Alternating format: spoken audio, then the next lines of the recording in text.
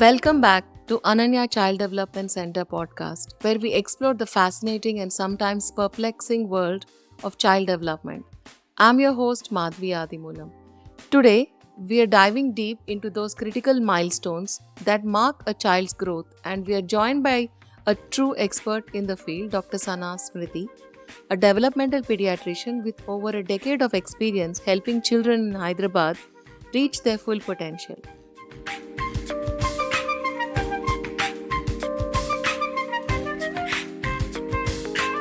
Dr. Sana, welcome to the podcast. We are so glad to have you here. Thank you so much for having me here today, Madhavi, and for the wonderful introduction. It's my pleasure to be a part of this podcast. Let's get into this, Dr. Sana. Your bio is incredibly impressive. You've trained at some of the most prestigious institutions in India, including Gandhi Medical College and Kasturba Medical College, and you've honed your expertise in neurodevelopmental and behavioral pediatrics through a fellowship at Umid Child Development Center, Mumbai.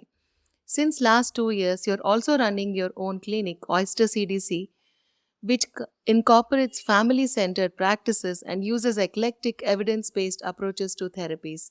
That's a remarkable path. Can you tell us about those years of training? What were some of the most valuable lessons you learned?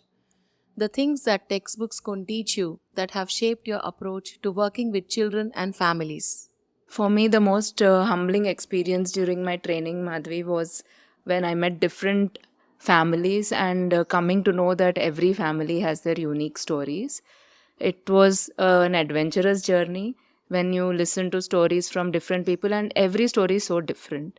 It sort of makes every session interesting, and every hour that you spend with them is more like an opening to a greater world for myself.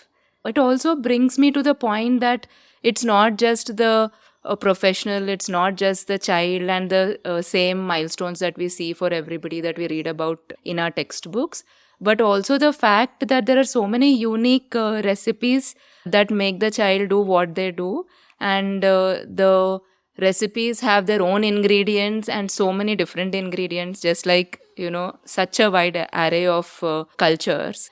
Every culture brings so much to the child rearing, and that itself is amazing at times, how parents are intuitively knowing children and how they already do what we want to tell them.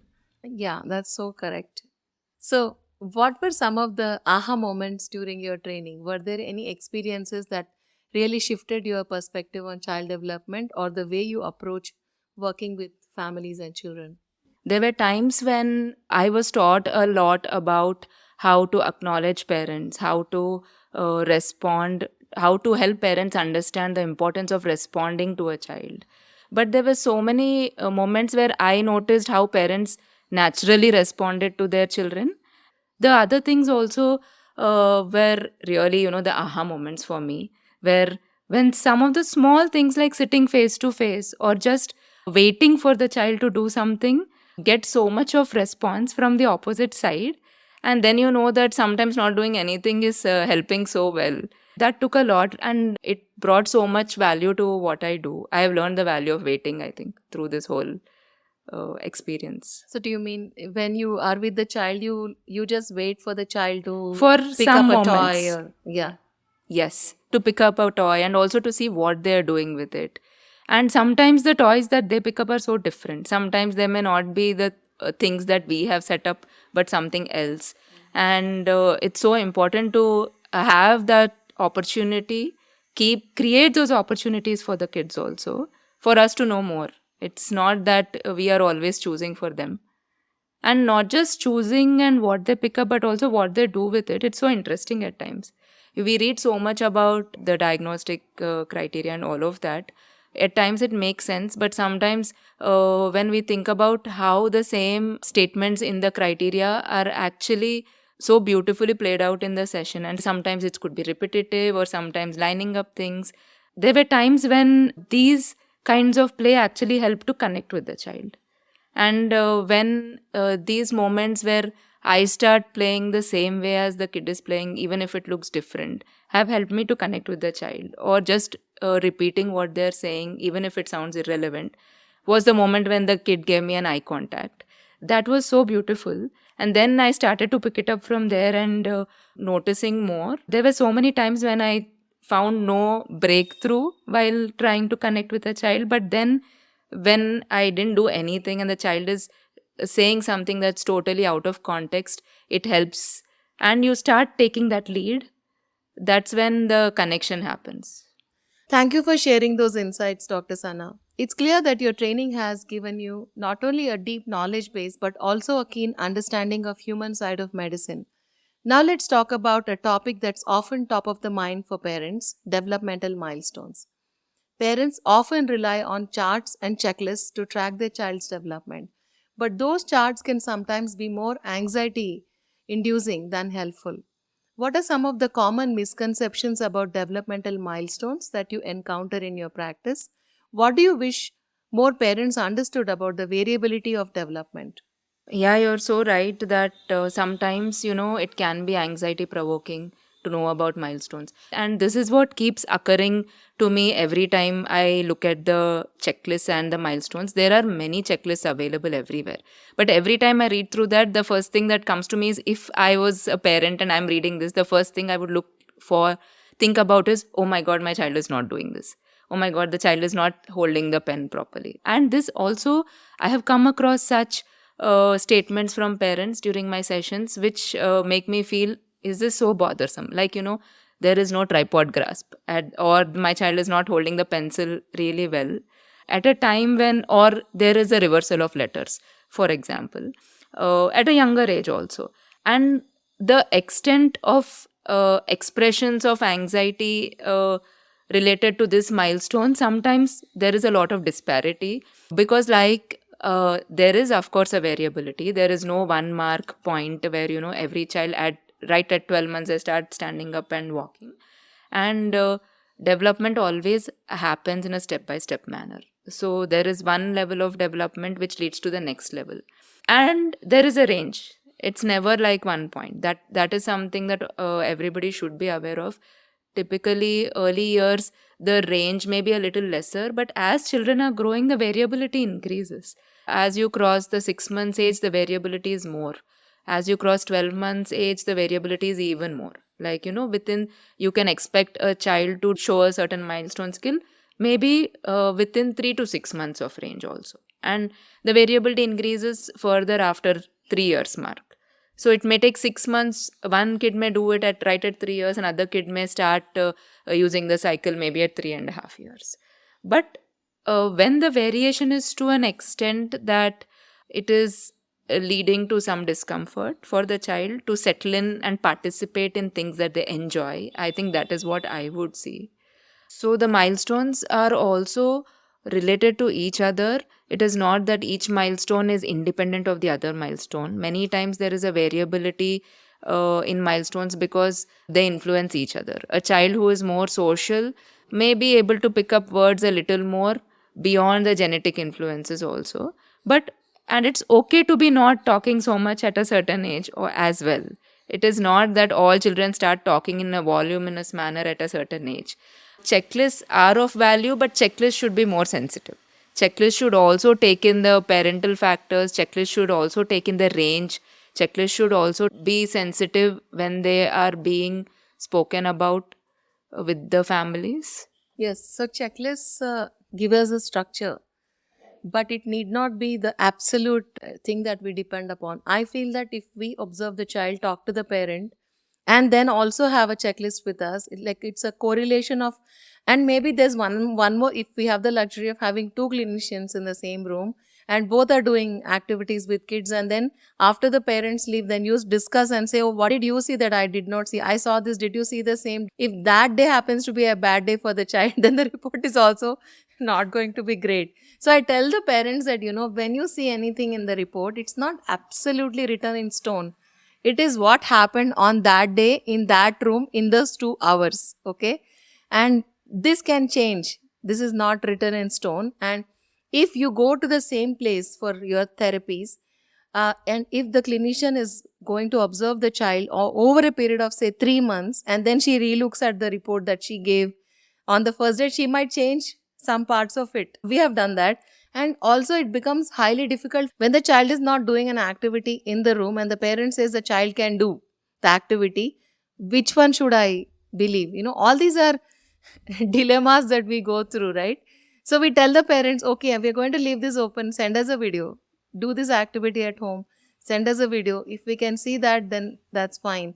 But the idea is not to prove that your child is not doing an activity. The idea is to ensure that the child is developing in the right direction, going in the right direction. Otherwise, we'll work on that goal and we will help the child achieve.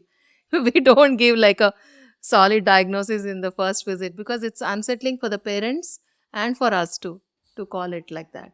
I'm just thinking about how, we are at times there is so much need also to destigmatize certain terminologies around us, which also makes it hard when there is an option of a diagnosis based on, some recommendations by uh, medical bodies, or say like American Academy, where you are in a position where you know that this is what it is. But then it is hard. We are not in a society where it is so easy for us to digest a big terminology at that point of time in the first visit or second visit. How will a diagnosis help is what we should be thinking of, I think. Yes. Dr. Sana, your perspective on developmental milestones and diagnosis is truly thought provoking. What fascinates me is how you have highlighted the moral implications of giving a diagnosis. You've raised important questions about whether labeling a child truly helps them and their family, or if it might sometimes do more harm than good.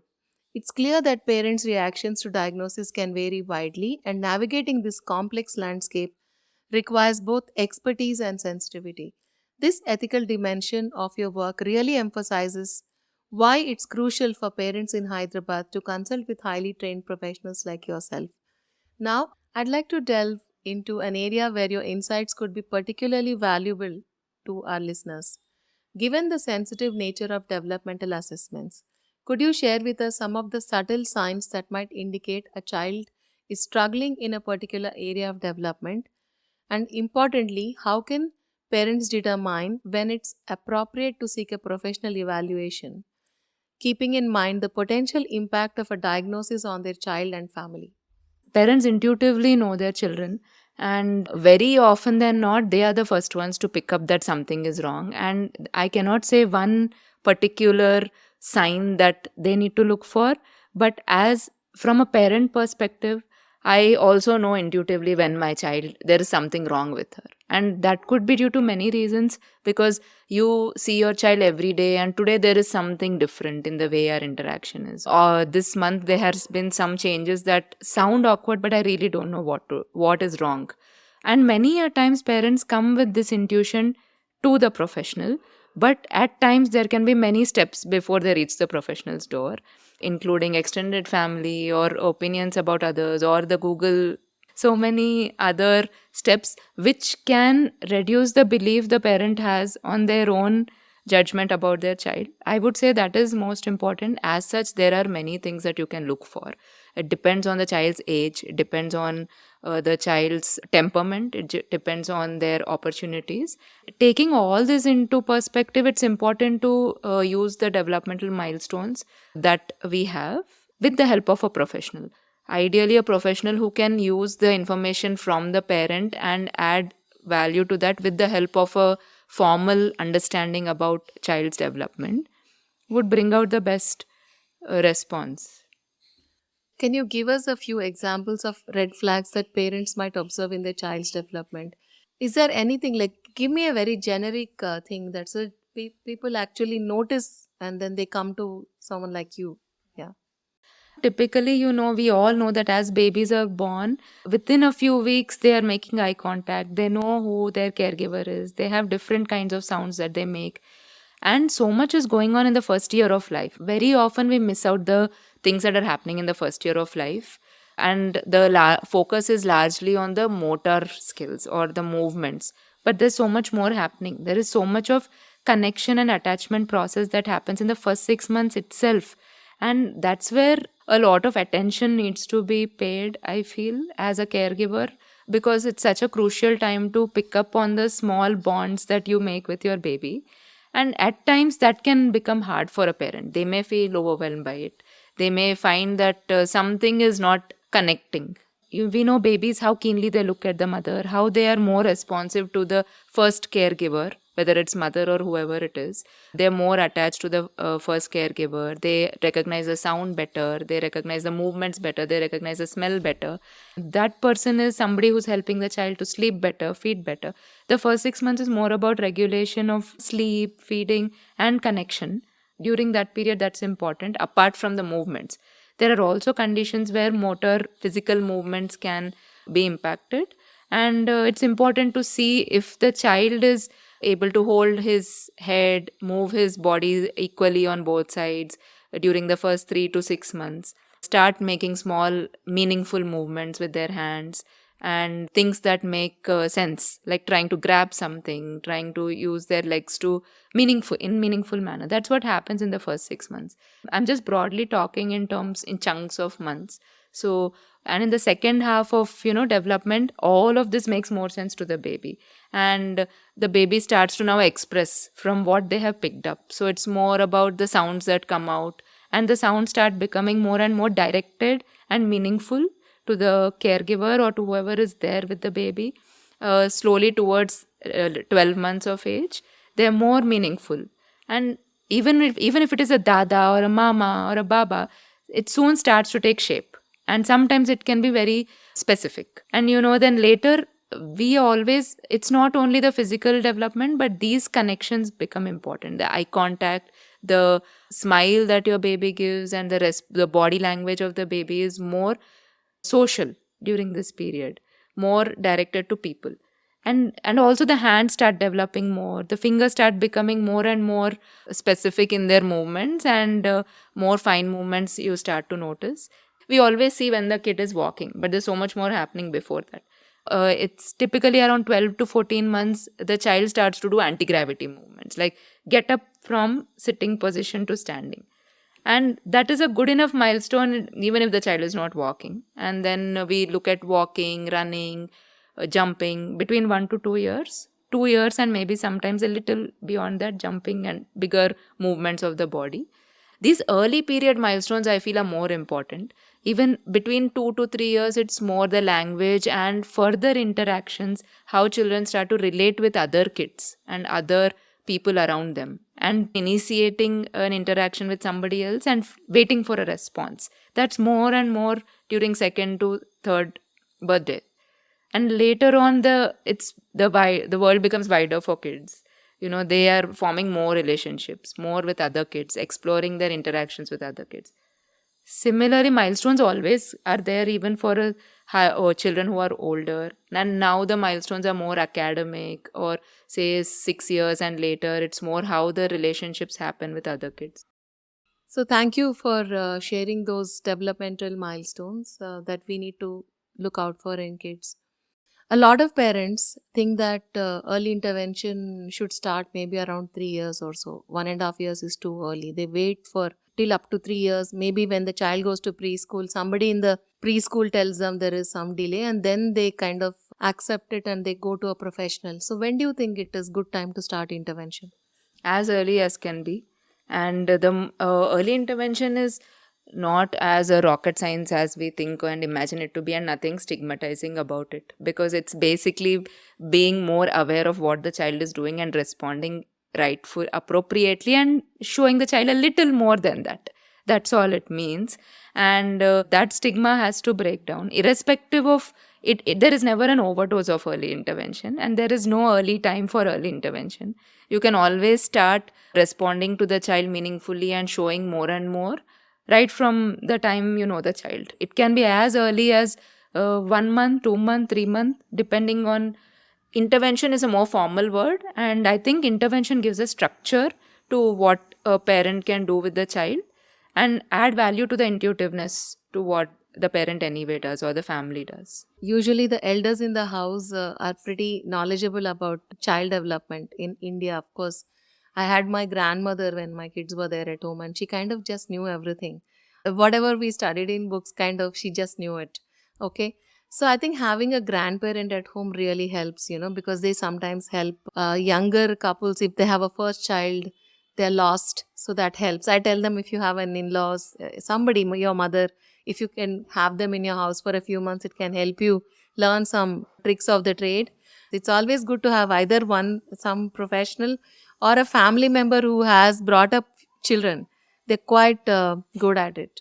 So I think lot of parents also get scared of the term intervention, therapy.